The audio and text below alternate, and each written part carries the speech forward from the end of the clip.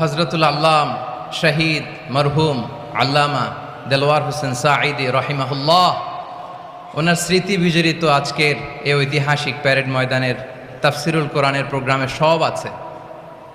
Stage আছে, শ্রোতা আছে, প্যান্ডেল আছে, মিডিয়া কাভারেজ আছে, কিন্তু আমাদের কলিজার টুকরাটা আমাদের মাঝে নাই। আজকের এই প্রোগ্রামে আলোচক হয়ে এই চেয়ারে আমি না বসে ওই শ্রোতাদের কাতারে বসে যদি আমাদের আল্লামার নুরানি চেহারার দিকে তাকিয়ে ওয়াজ শুনতে পারতাম, আমাদের হৃদয়টা ঠান্ডা হয়ে যেত, আমাদের তৃষ্ণার্ত হৃদয় শান্ত হতো। সব আজকে আছে, কি যেন নাই, ঠিক কিনা বলেন? আল্লাহ তাআলা প্রতি 100 বছরে একজন মুজাদ্দিদ পাঠায়, প্রতি 100 বছরে একজন মুজাদ্দিদ, যিনি সমাজকে সংস্কার করেন। আল্লামা দেলওয়ার হোসেন সাঈদী রহিমাহুল্লাহ ছিলেন তেমন একজন মুজাদ্দিদ। চিৎকার করে বলেন ঠিক কিনা?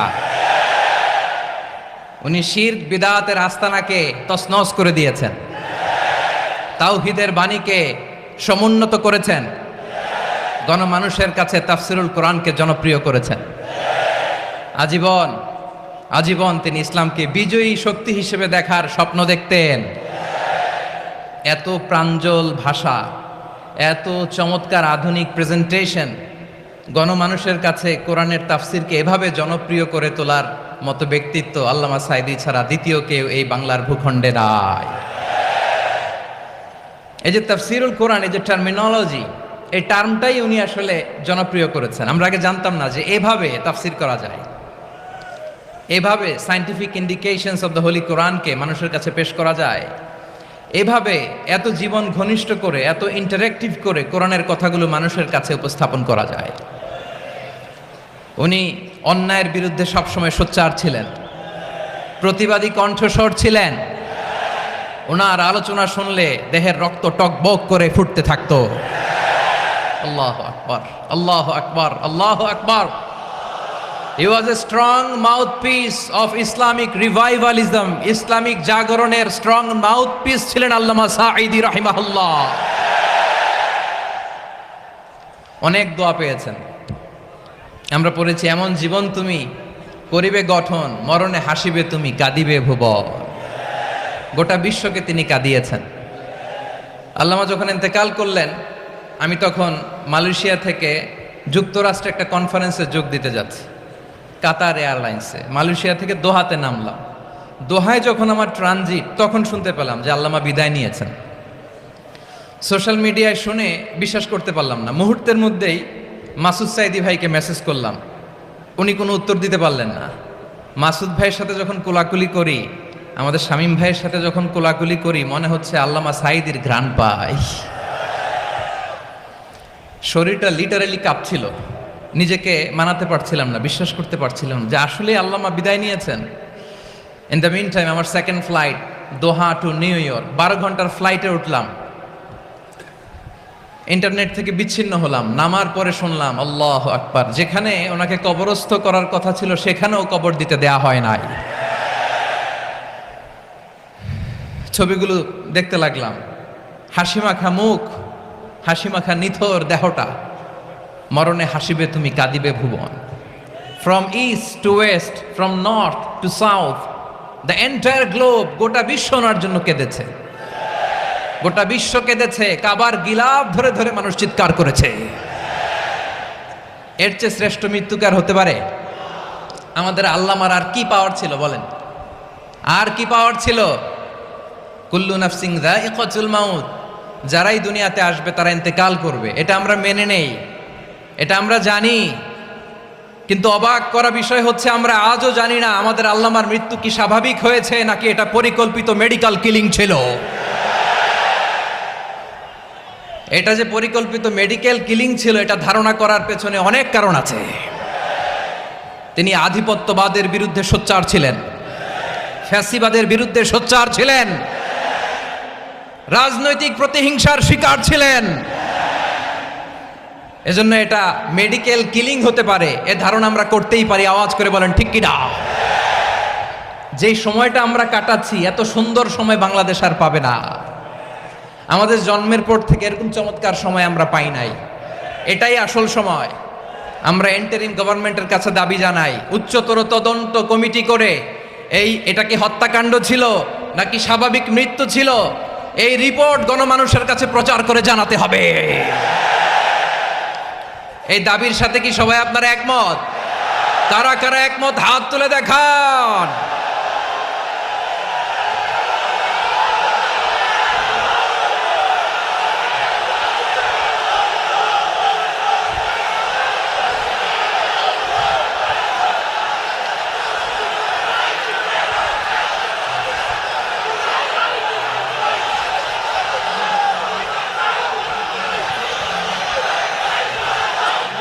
আমার প্রিয় ভাইয়েরা, প্রিয় চট্টলাবাসী, আল্লাহ তাআলা তার এই মুখলেস গোলামকে তার জান্নাতুল ফেরদাউসের মেহমান হিসেবে কবুল করুক, তার জীবনের সকল খেদমাগুলোকে কবুল করুক, জান্নাতুল ফেরদাউসের আলা মাকামে তাকে মেহমান হিসেবে কবুল করুক। আল্লামা শহীদ দেলোয়ার হোসেন সাঈদী রাহিমাহুল্লাহ, উনি ছাড়াও এই ঐতিহাসিক ময়দানে কথা বলেছেন আল্লামা লুৎফুর রহমান রাহিমাহুল্লাহ। চলে গিয়েছেন আমাদেরকে ছেড়ে। তিনি বলতেন, ইনশাআল্লাহ মিজান আবার আসবে। হুজুর আমি তো আসলাম, আপনি তো আমাদেরকে ছেড়ে চলে গেলেন। আল্লাহু আকবার, আল্লাহু আকবার, আল্লাহু আকবার। গলায় কোনো সুর ছিল না, সুর দিয়ে কথা বলতেন না, কিন্তু এত চমৎকার শব্দের বুনন, এত চমৎকার প্রেজেন্টেশন, এত চমৎকার ভাবে ঐতিহাসিক বর্ণনাগুলো তিনি উপস্থাপন করতেন। মন্ত্রমুগ্ধ হয়ে আমরা আল্লামা লুৎফুর তারকাতুল্য ওলামায়ে কেরাম এই চট্টগ্রামের ময়দানে কথা বলেছেন, আলো ছড়িয়েছেন। আমরা এই লক্ষ লক্ষ তাওহীদি জনতাকে নিয়ে তাদের জন্য দোয়া করছি, আল্লাহ তাআলা ওনাদের জীবনের সকল ভুল ত্রুটি ক্ষমা করে দিয়ে তাদেরকে জান্নাতুল ফেরদাউসের মেহমান বানিয়ে নিক। আমরা এই ঐতিহাসিক প্যারেড ময়দানের প্রোগ্রাম থেকে স্মরণ করতে চাই 24-এর ছাত্র নাগরিক অভ্যুত্থানে আমার যে সমস্ত ছাত্র নাগরিক ভাইয়েরা দেহের তাজা রক্ত বিলিয়ে দিয়ে নতুন বাংলাদেশ আমাদেরকে উপহার দিয়েছে।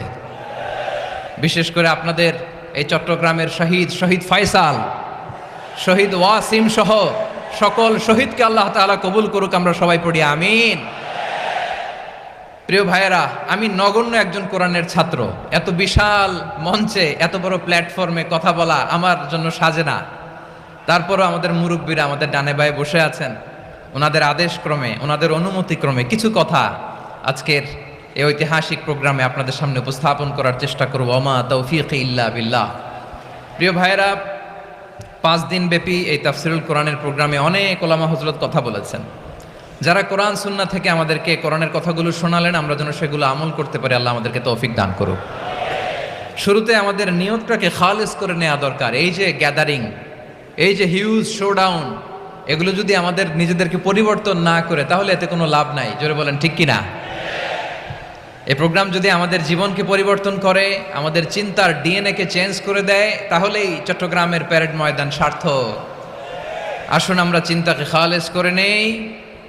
আমরা সবাই নিয়ত করি যে যতটুকু কথা আমরা কোরআনের আলোকে শুনবো, আমলের নিয়তে শুনবো ইনশাআল্লাহ। বলেন সবাই। আপনারা সবাই ঠিকঠাক আছেন তো? কখন আসছেন আপনারা? সবাই আসছেন কখন? সকালে, কেউ দুপুরে, 9টায়। আল্লাহ আল্লাহ আল্লাহ। দুপুরের খাবার খাওয়ার সুযোগ হয়েছিল? খান নাই? রোজা রাখছেন?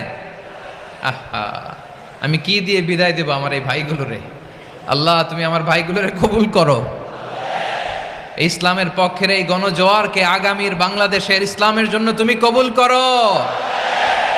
যেই ভালোবাসা ইসলামের জন্য হয়, যেই গণজোয়ার কোরআনের জন্য হয়, পৃথিবীর কোনো শক্তি দিয়ে সেটাকে আটকানো যায় না। জোরে বলেন ঠিক কিনা? এজন্য গ্রাজুয়ালি, সিস্টেম্যাটিক্যালি, মেথোডোলজিক্যালি আমাদেরকে আগাতে হবে, শুধু আবেগ দিয়ে নয়। বিবেকেরও দরকার আছে না নাই? প্রিয় ভাইয়েরা, আসুন, আমাদের কথা অনেক বেশি, সময় অনেক কম। আমরা আর কাল বিলম্ব না করে মহাবিশ্বয় মহাগ্রন্থ আল কোরআন আল কারীম থেকে কিছু কথা শুনি। আমি যেই টপিকটা নিয়ে আজকের ঐতিহাসিক চট্টগ্রামের প্যারেড ময়দানের তাফসিরুল কোরআন প্রোগ্রামে আলোচনা করব, সেটা হচ্ছে সূরাতু আন-নাহলের 90 নম্বর আয়াত নিয়ে কিছু কথা আমরা উপস্থাপন করবার চেষ্টা করব ইনশাআল্লাহ। আমার খুতবার শুরুতেই আপনারা মোটামুটি আন্দাজ করে ফেলেছেন যে আমি কি নিয়ে আলোচনা করব, কারণ যে আয়াতটি আমি তেলাওয়াত করেছি এই আয়াতটি প্রায়শই এই ভূখণ্ডে, এই বাংলাদেশে জুমার দিনে খতিব সাহেবরা দ্বিতীয় খুতবা শেষের দিকে পড়ে না? কি কমন পড়ছে? ইন্নাল্লাহা ইয়া'মুরু বিল আদলি ওয়াল ইহসান ওয়া ইতা'i যিল কুরবা ওয়া ইয়ানহা আনিল ফাহশাই ওয়াল মুনকারি ওয়াল বাগি ইয়া'iদুকুম লাআল্লাকুম তাযাক্কারুন। মুখস্থ আছে না সবার? আসুন আমরা এই আয়াতের সরল অর্থ, এর মর্মবাণী, এর সংক্ষিপ্ত তাফসীর সবাই মিলে আজকের এই প্রোগ্রাম থেকে উদ্ধার করার চেষ্টা করি। আপনারা মনোযোগী আছেন তো? ইনশাআল্লাহ। এই আয়াতটা অনেক কম্প্রিহেন্সিভ একটা আয়াত। সাইয়েদনা আব্দুল্লাহ ইবনে মাসউদ রাদিয়াল্লাহু তাআলা আনহু উনি বলেছেন, ইন্নাহা মিন আজমাই আয়াতিল কুরআন, এটা কোরআনের সবচেয়ে জামে মানে আয়াত।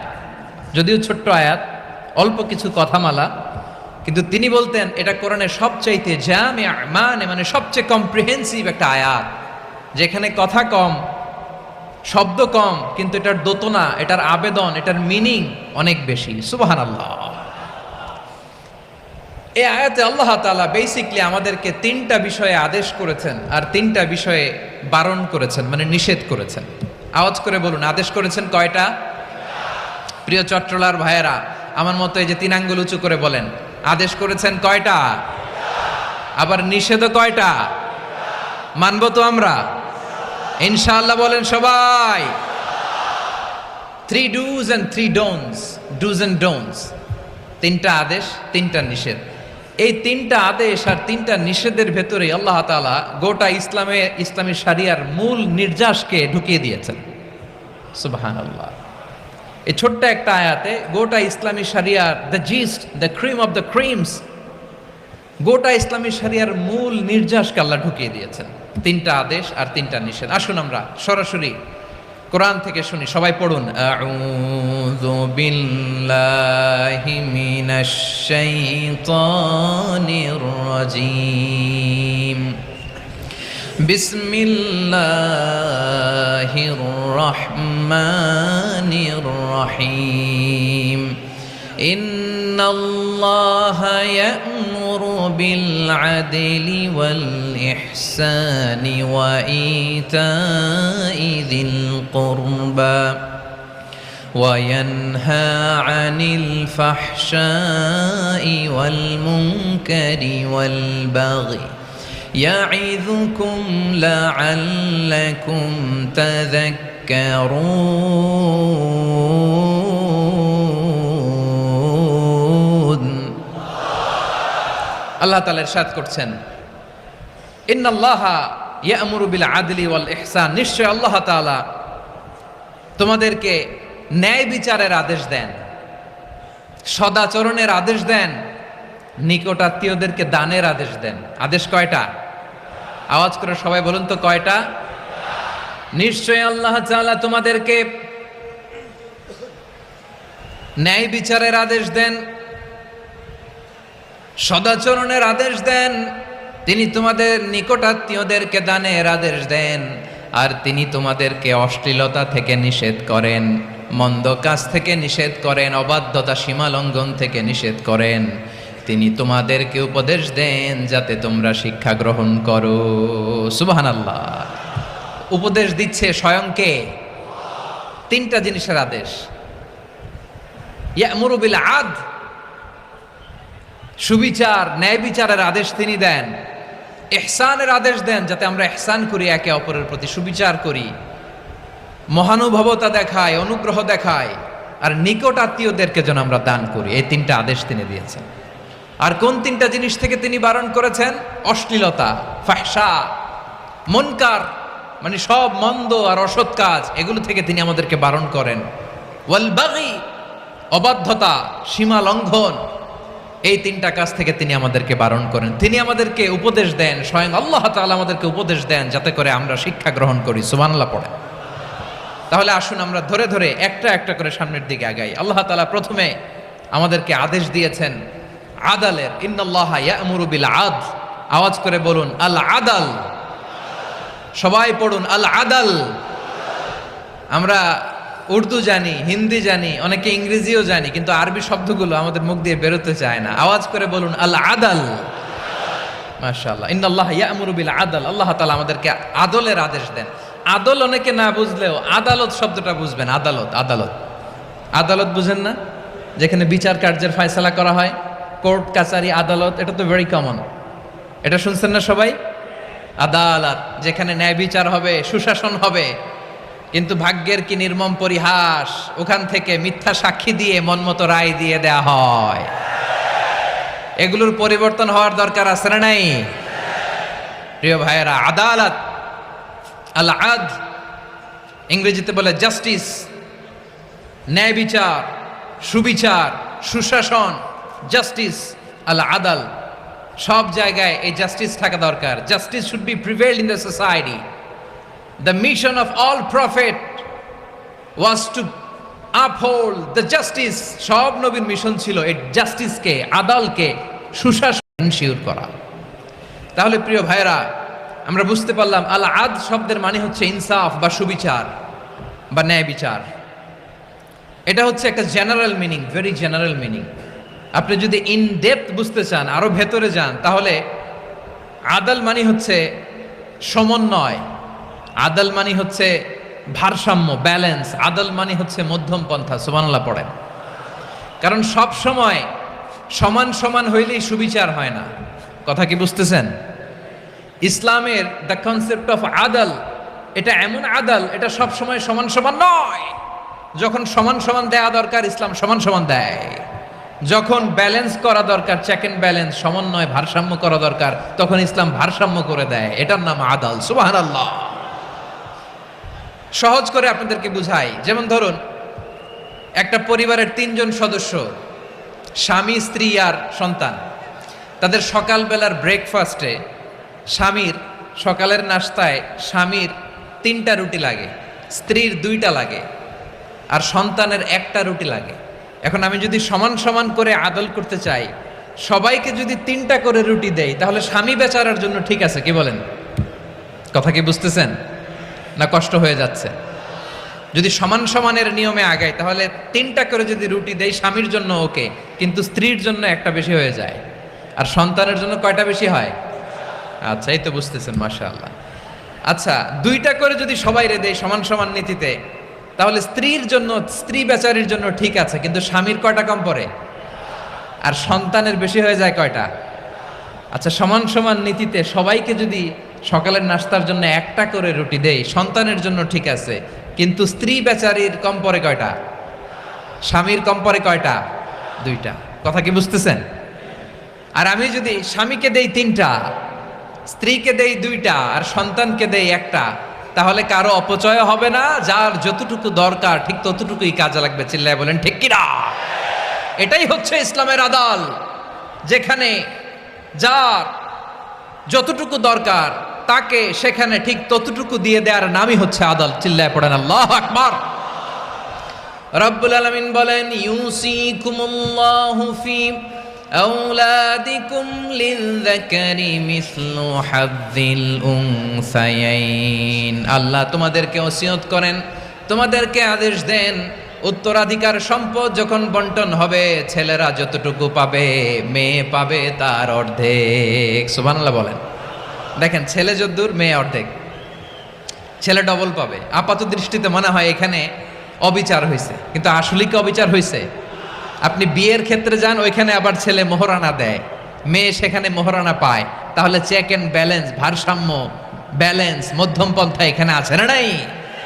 এটাই হচ্ছে ইসলামের আদল। আল্লাহ তাআলা এই আদলের আদেশ দিয়েছেন, সুবিচার, ন্যায় বিচার, সুশাসন এবং ভারসাম্যের আদেশ দিয়েছেন। প্রিয় ভাইয়েরা, একটি শান্তিময় সমাজ, একটা সমৃদ্ধ সমাজ, একটা মানবিক সমাজ যদি আমরা পেতে চাই, এই আয়াতের মধ্যে যতগুলো পয়েন্ট আছে সবগুলোর বাস্তবায়ন লাগবে।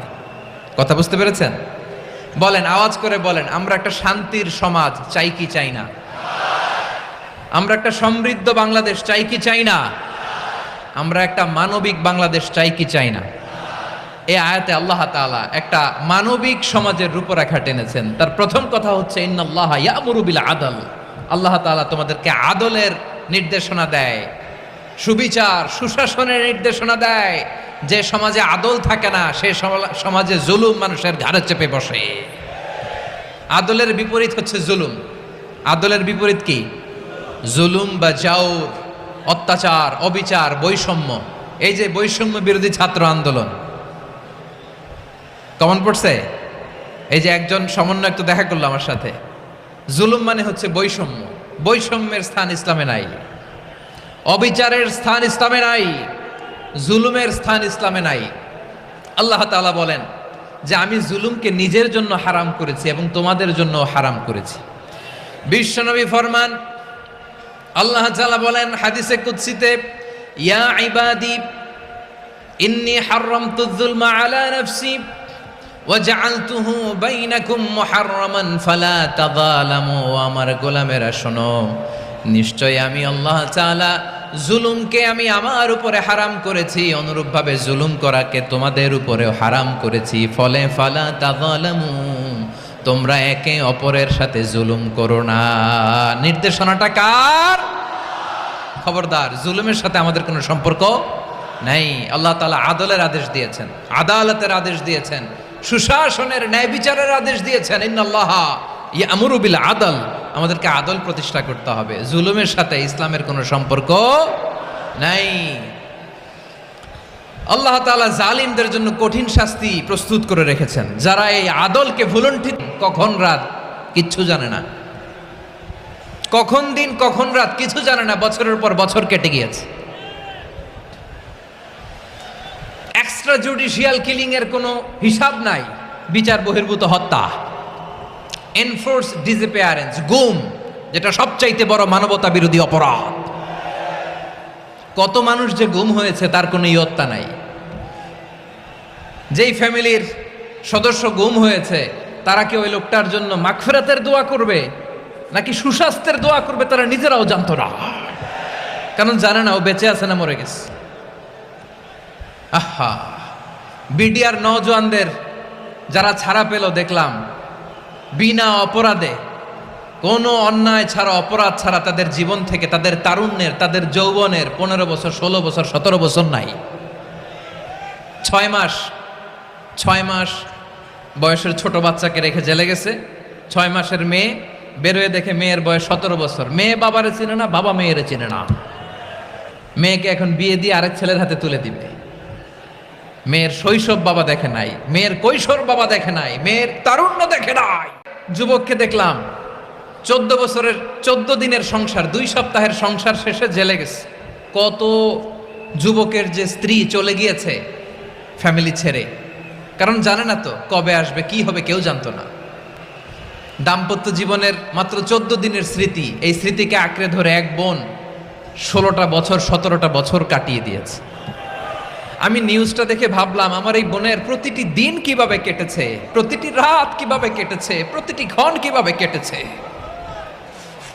বিশ্বনবী বলেছেন, ইত্তাকি দাওয়াতাল মাজলুম ফাইন্না লাইসা বাইনাহু ওয়া বাইনাল্লাহি হিজাব। মাজলুমের কান্নাকে ভয় করো, কারণ মাজলুমের কান্না আর আল্লাহর মাঝে কোনো পর্দা থাকে না। আমরা আর এরকম কোন জুলুম বাংলাদেশে দেখতে চাই না। জোরে বলেন ঠিক কিনা? আর কেউ নতুন করে জালিম হোক আপনারা চান? আবার নতুন করে কেউ ফ্যাসিস্ট হোক আপনারা চান? এক দল আরেক দলকে নিশ্চিহ্ন করার রাজনীতিতে মেতে উঠুক, এটা আপনারা চান?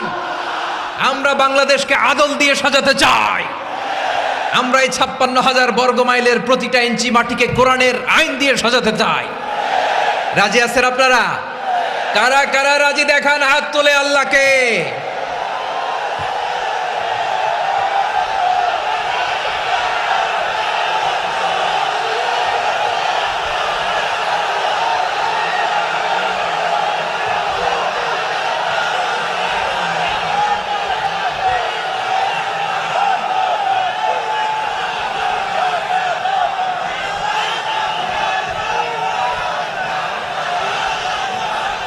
বসুন আমার প্রিয় বীর চট্টলার তৌহিদি মুসলমান, আমরা আর নতুন করে কেউ জালিম হোক এটা চাই না।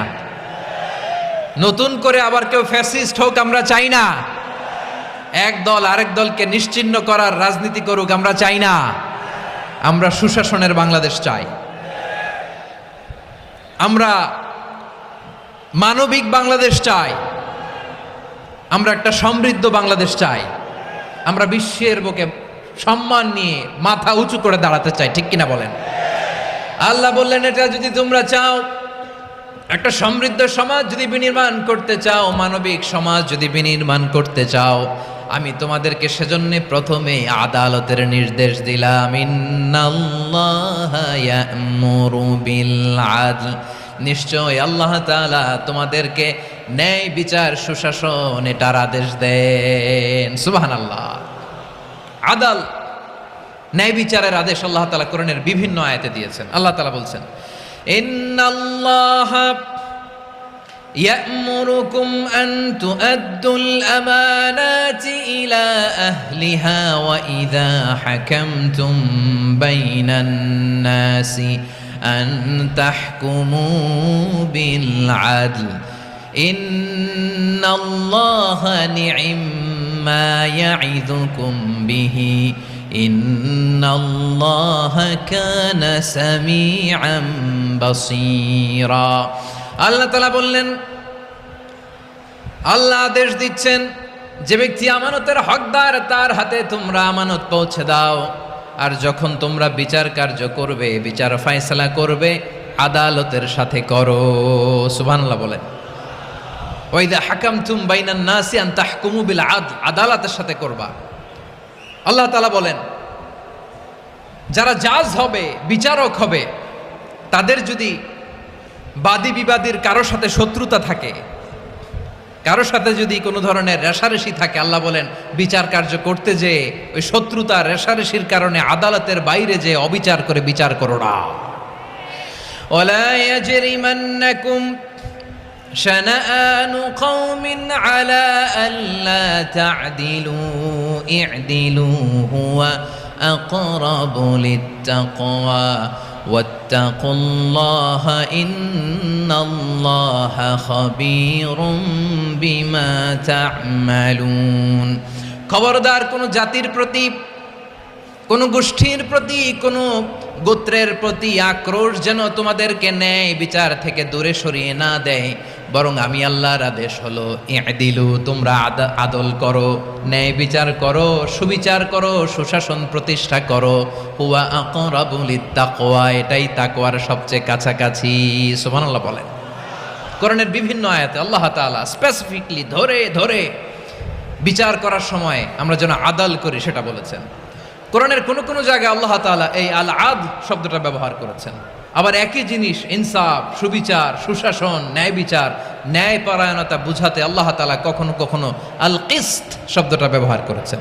আওয়াজ করে সবাই বলুন আল কিসত। প্রিয় ভাইয়েরা, সবাই আওয়াজ করে আমার সাথে সাথে বলুন আল কিসত। আল্লাহ তাআলা বলেন, ওয়া ইন হাকামতা ফাহকুম বাইনাহুম বিল কিসতি ইন্নাল্লাহা ইউহিব্বুল মুকসিতিন। যখন তুমি বিচার করবে, বিশ্বনবীকে উদ্দেশ্য করে অ্যাড্রেস করে বললেন, নবী হ্যাঁ, ইহুদিরা কোনো বিষয়ে মীমাংসার জন্য যদি আপনার দরবারে আসে, যদি বিচার করতে হয়, খবরদার অবিচার করবেন না, ফয়সালা যেটা করবেন কিসতের সাথে করবেন, ন্যায় পরায়ণতার সাথে করবেন, কারণ ইন্নাল্লাহা ইউহিব্বুল মুকসিতিন, নিশ্চয় আল্লাহ রাব্বুল ইজ্জাত ন্যায় পরায়ণশীলদেরকে বড্ড ভালোবাসেন। সুবহানাল্লাহ বলেন। ন্যায় পরায়ণ লোকদেরকে আল্লাহ তাআলা বড্ড ভালোবাসেন। অন্য আয়াতে আল্লাহ তাআলা বলছেন, وَنَضَعُ الْمَوَازِينَ الْقِسْطَ لِيَوْمِ الْقِيَامَةِ فَلَا تُظْلَمُ نَفْسٌ شَيْئًا। আমি কিয়ামতের দিন ন্যায় পরায়ণতার মানদণ্ড স্থাপন করব, যেটাকে আমরা মিজানের পাল্লা বলি।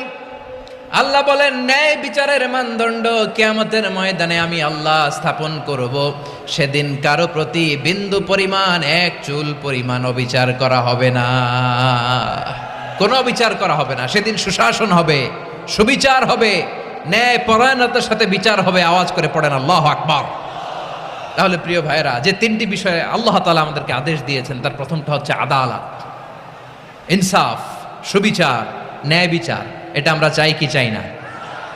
বিশ্বনবী ন্যায় বিচার, ন্যায় পরায়ণতা, সুশাসন প্রতিষ্ঠিত করেন কি করেন নাই?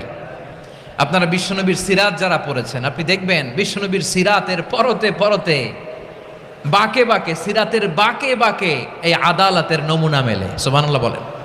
ছোট্ট একটা নমুনা রাসূল সাল্লাল্লাহু আলাইহি ওয়াসাল্লামের আসিরা আল আতরা থেকে ছোট্ট একটা নমুনা আপনাদের খেদমতে এখানে উপস্থাপন করি। বিশ্বনবী সাল্লাল্লাহু আলাইহি ওয়াসাল্লাম মক্কা বিজয় করলেন ৮ম হিজরিতে। মক্কা বিজয় শেষের দিনই কয়েক সপ্তাহ মক্কাতে অবস্থান করলেন। ইন দ্য মিন টাইম মক্কার একটা ভেরি প্রেস্টিজিয়াস এন্ড ডিগনিফাইড ফ্যামিলির নারী চুরিতে ধরা পড়ল। কিসে ধরা পড়ল? সবাই বলেন কিসে? আমাদের সমাজে আসেনি এটা? আছে? ছোট না বড়? হ্যাঁ, হিসাব করে শেষ করা যায় না। ৩.৫ লাখ কোটি টাকা নাই উন্নয়ন প্রকল্পের নামে। উন্নয়ন প্রকল্পের নামে ৩.৫ লাখ কোটি টাকা নাই। ৩.৫ লাখ কোটি টাকা লিখতে পারবেন আপনি? একটানে লিখতে পারবেন? বুঝতেছেন কত বড় সংখ্যা? হ্যাঁ, বনু মাখজুমিয়া গোত্রের এক নারী মক্কায় চুরিতে ধরা পড়ল। বলেন তো চুরি করলে বিধান কি? কি কাটতে হবে? চুরির বিধান হলো হাত কেটে দাও। তাও সেটা গোপনে নয়, প্রকাশ্যে জনসম্মুখে হাত কেটে দাও। বনু মাখজুমিয়া গোত্রের নারী যখন চুরিতে ধরা পড়ল, সাহাবারা চিন্তায় পড়ে গেলেন। সবেমাত্র মক্কার লোকেরা কালিমা পড়ে মুসলমান হয়েছে, ইসলামের আইন কানুন তেমন জানে না, ইসলামী শরিয়ার সাথে বেশি পরিচিত নয়। এখন যদি বিশ্বনবী চুরির যেই বিধান এটা যদি কায়েম করে হাত যদি কেটে দেয়, না জানি মক্কার লোকেরা আবার বিগড়ে যায়, না জানি মক্কার লোকেরা আবার মুরতাদ হয়ে যায়, না জানি মক্কার লোকেরা ইসলাম থেকে দূরে সরে যায়। চলো চলো, সাহাবীরা মিলে পরামর্শ করলেন, চলো বিশ্বনবীর কাছে যে বলি, ও নবী, শুধু কেবলমাত্র একমাত্র এই নারীর জন্য চুরির হাত কাটার বিধানটা আপনি একটু থামিয়ে দেন। চুরির হাত কাটার যে বিধান এইখানে একটু রহিত করে দেন, বাকিগুলা কইরেন মদিনাতে যে চলবে, কিন্তু মক্কায় এবারের জন্য মাফ করে দেন। কিন্তু কে বলবে? এই যে পরামর্শ, সাজেশন, এটা কে দিবে বিশ্বনবীর কাছে? সাহাবারা চিন্তায় পড়ে গেলেন। আল্লাহর নবীর সামনে দাঁড়িয়ে আল্লাহর দেয়া হুদুদ, আল্লাহর দেয়া বিধান থামিয়ে দেওয়া, মাফ করে দেওয়া, এই কথা বিশ্বনবীর সামনে বলার সাহস তো কেউ রাখে না। কেউ কেউ বলল, বিশ্বনবীর পালক পুত্র যায়েদ বিন হারেসার সন্তান উসামারে বিশ্বনবী নাতির মতো আদর করে, বড্ড বেশি ভালোবাসে উসামারে। এজন্য সাহাবারা উসামাকে বলতো হিব্বু রাসূলিল্লাহ, বিশ্বনবীর ভালোবাসা। কি বলতো? সাহাবীরা বললেন, বিশ্বনবীর ভালোবাসা হিব্বু রাসূলিল্লাহ, উসামারে পাঠাও। উসামারে বিশ্বনবী নাতির মতো স্নেহ করে, মায়া করে, ভালোবাসে। আমরা পারবো না, উসামা পারবে।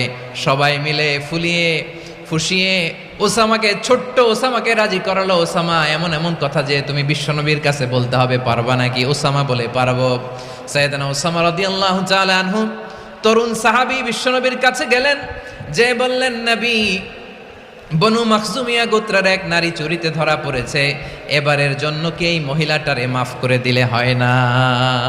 এবারের জন্য একটু ক্ষমা করা যায় না নবী?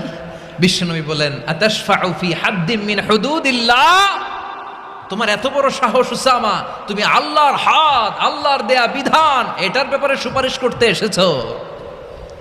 তোমরা কি জানো তোমাদের আগে যত কওম, যত গোত্র, যত জনপদ ধ্বংস হয়েছে তার কারণ ছিল তাদের মধ্যে গরিবরা অন্যায় করলে তারা বিচার করত, আর ধনীরা অন্যায় করলে তারা মাফ করে দিত। খবরদার! ওয়া আইমুল্লাহ লাউ আন্না ফাতিমাতা বিনতি মুহাম্মাদিন সারাকাত লাকাতা মুহাম্মাদুন ইয়াদাহা। বিশ্বনবী বললেন, ওরে ওসামা, বানু মাখজুমিয়ার ওই প্রেস্টিজিয়াস এন্ড ডিগনিফাইড ফ্যামিলির মেয়ে তো দূর কি বাত, অনেক দূরের কথা। জেনে রেখো ওসামা, আমার কলিজার টুকরা নয়নের পুটুলি ফাতেমাও যদি মক্কার জমিনে আজকে এই চুরির দায়ে ধরা পড়তো, আমি বিশ্বনবী মুহাম্মাদুর রাসূলুল্লাহ ধরে ফাতেমার ডান হাতটা কেটে দিতে এক বিলম্ব দেরি করতাম না। ইন্নাল্লাহা ইয়া'মুরু বিল আদল, আমাদেরকে জাস্টিস শিখায় পশ্চিমারা, আমাদেরকে ইনসাফ শিখায়, আমাদেরকে সুশাসন শিখায়। আর ইনসাফ, সুশাসন, ন্যায় বিচার, সুবিচার, জাস্টিস কারে বলে বিশ্বনবীর বায়োগ্রাফি থেকে জেনে নাও। এই ছিল বিশ্বনবী সাল্লাল্লাহু আলাইহি ইসলামের আদালতের নমুনা। আপনি যদি সাইয়েদনা ওমর ফারুকের জীবনের দিকে তাকান, এমন কঠোর, এমন বীর সেনানী ছিলেন। সাইয়েদনা ওমরে ফারুক যদি রাস্তার এই মাথা দিয়ে হাঁটা শুরু করতেন, শয়তান ওমরে ফারুককে দেখলে ওই রাস্তা রেখে দিয়ে অন্য রাস্তা দিয়ে হাঁটতো। সুবহানাল্লাহ। ওমরে ফারুক রাদিয়াল্লাহু তাআলা আনহু কি পার্সোনালিটি ছিল, কি পার্সোনালিটি। আমাদের এলাকায় ছোট বাচ্চারা রাতে ভাত খেতে চায় না, আমার মেয়েটাও খেতে চায় না। এই এটা দিব ওইটা দিব, আজকে মাহফিলে আসার সময় বলে দিছে লিস্ট করে এটা এটা আনতে হবে। তো ছোট্ট বাচ্চাদের অনেক বায়না থাকে, ওরা রাতে খেতে চায় না। তো মায়েরা বিভিন্ন ভয় দেখায়, এই বাঘ আসবে খাও, এই ভূত আসবে খাও। আপনারা কি বলেন চট্টগ্রামে? কি আসবে? হ্যাঁ, ভূত ভূত ভূত আসবে, বাঘ আসবে, খাও খাও খাও, তাড়াতাড়ি খাও। তো বাচ্চারা এগুলো শুনে ভয়ে খেতে শুরু করে। মদিনার জামিনেও একই ঘটনা ঘটতো। মদিনার ছোট্ট ছোট্ট সোনামণিরা খেতে চাইতো না। তো মায়েরা বলতো, হা হুয়া ইয়াতি উমর, হা হুয়া ইয়াতি উমর, ওই যে ওমর আসতেছে, ওমর। ওমরে ফারুকের কথা শুনলেই বাচ্চারা একেবারে ঠান্ডা। সুবহানাল্লাহ পড়বেন না? প্রভু তুমি বলেছ রাসূল দেবে না, বলনি দেবে না ওমর, বলনি দেবে না হামজা তারিক, খালিদ বিজয় সমর। প্রভু তুমি বলেছ রাসূল দেবে না, বলনি দেবে না ওমর, বলনি দেবে না হামজা তারিক, খালিদ বিজয় সমর। প্রভু তুমি বলেছ রাসূল দেবে না। আল্লাহু আকবার। ওমরে ফারুক রাদিয়াল্লাহু তাআলা আনহু, ওনার কথা শুনলে গায়ের মধ্যে গুজবাম হয়, গায়ের পশমগুলো দাঁড়িয়ে যায়। সুবহানাল্লাহ বলেন। কি পার্সোনালিটি ছিল, কি ব্যক্তিত্ব ছিল। মুনাফিকরা ওমরে ফারুককে জমের মতো ভয় পেতেন। শয়তান, খুদ শয়তান এই রাস্তা দিয়ে আসলে শয়তান অন্য রাস্তা দিয়ে হাঁটতো। ওমরে ফারুক রাদিয়াল্লাহু তাআলা আনহুর জীবনে যদি দেখেন, তাহলে সেখানে আপনি আদালতের, ইনসাফের, সুশাসনের, জাস্টিসের নমুনা দেখতে পাবেন। কয়টা শুনবেন? সাইয়েদনা ওমরে ফারুকের রাদিয়াল্লাহু তাআলা আনহুর সন্তান আব্দুর রহমান মিশরে মদ খেয়ে মদ্যপ অবস্থায় ধরা পড়েছে। মদ খাওয়ার কারণে, মদ যদি কেউ পান করে আর যদি প্রমাণিত হয়, তার বিচার হলো 80 বেত। আওয়াজ করে বলেন কয় বেত? বাংলাদেশেও তো এই আইন আছে নাকি? বাংলাদেশে আছে? হ্যাঁ, মদ খাইলে 80 বেত, এই আইন বাংলাদেশে চালু হোক। আমরা চাই কি চাই না? চাই সবাই। এজন্যই তো ইসলাম ভাল লাগে না।